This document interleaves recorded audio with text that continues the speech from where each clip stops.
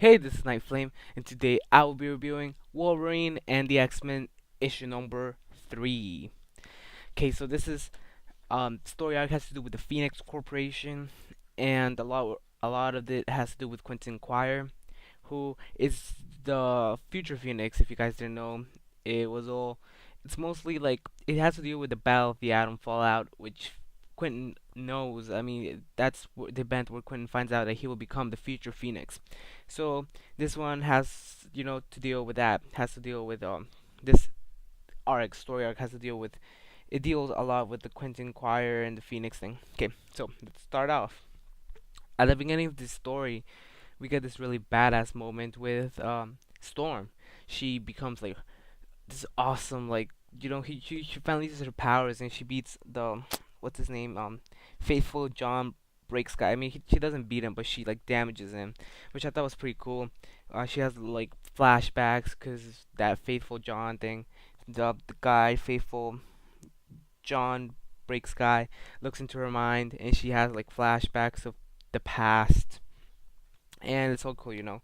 So Quentin Quire, he's being talked to by the CEO of this Phoenix Corporation, which is really weird. He's this, I think it's young, Eaton. I think his name's Eden. He's the or the Phoenix Corporation. I think his name's Eden, right? Yeah, his name is Eden Young.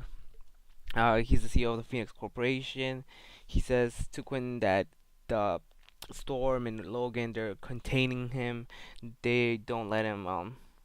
He needs to be free. He needs to be what he wants. And Quentin actually helps Logan and Storm defeat him because he doesn't trust him. This is just a shady, really weird, shady corporation. But throughout the story, we know that that faithful John Breaks guy, he wants to murder Evan. We know that Evan is Kid Apocalypse. We know that in the future he grows up to be the Apocalypse. But Logan and Storm, they can't do it. We know that in I actually had to do research for this because I didn't read the Uncanny X-Force Volume 1, and I didn't read any of those, so I had to actually do some research for this issue. It turns out that Evan was killed in Uncanny X-Force issue number 4, Volume 1, not the reboot for Marvel now, the one that actually looks cool. So he was killed by what's his name, Phantom X. Then Phantom X revived him as Evan, and he thought he was gonna do good, cause we he doesn't. I mean, he killed a kid, and he actually thought that Evan could actually be something good for the X-Men. He can actually help the X-Men. So Phantom X rebuilt Evan. Everybody knew he was evil. Like even Archangel. I mean, not Archangel. Warren Angel. He knew he was evil. Um, Everybody could see that he was gonna become something strong and very like evil. So nobody can actually kill Evan. Um, but Wolverine and Storm want to protect him because we saw a lot of flashbacks throughout the 3 issues that he does indeed become the Apocalypse. So what I think it's gonna happen is that I don't know. I mean, like I really don't enjoy Evan as a character. I just think he's there, but I think he really will become Apocalypse. So everybody tries to protect him in the Jean Grey school. At the end, John Philip, John Philip, what's his face? Damn, John Philip Breaks guy.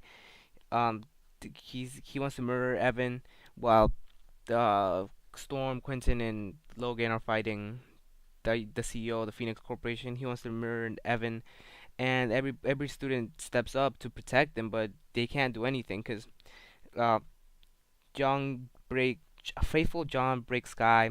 He gets them all down. He even beats Dupe up.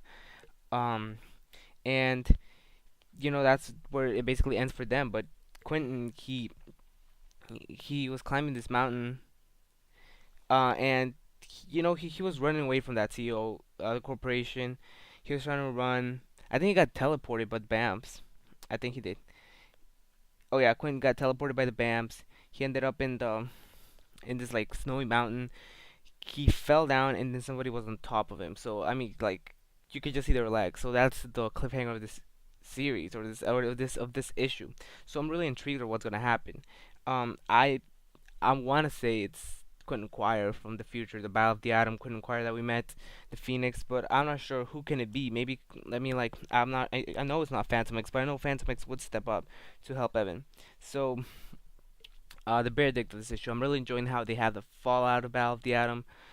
The only thing I don't like about this issue is that I mean, the series in particular, it's not a good jumping on point. So like, if you're just getting into comics, you won't understand what's going on. Like, I had to even do research for this series. I mean, not for the series, for the issue, for the series too, because it has to deal with a lot of Evan, and I didn't understand the first issue, the conversation between Phantom X and Wolverine, because I didn't know that Evan was killed in the past, or he was killed as Apocalypse, or I didn't know. I had to research this in order to understand.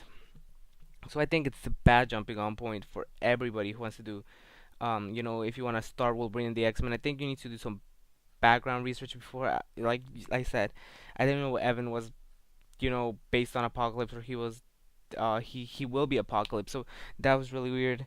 Um, but it's a good series. I mean, there's some humor that it just doesn't work though. I mean, like, I don't know, some humor that doesn't work in this series, but I can't compare it to the other series because it has to be different. It has to be something else.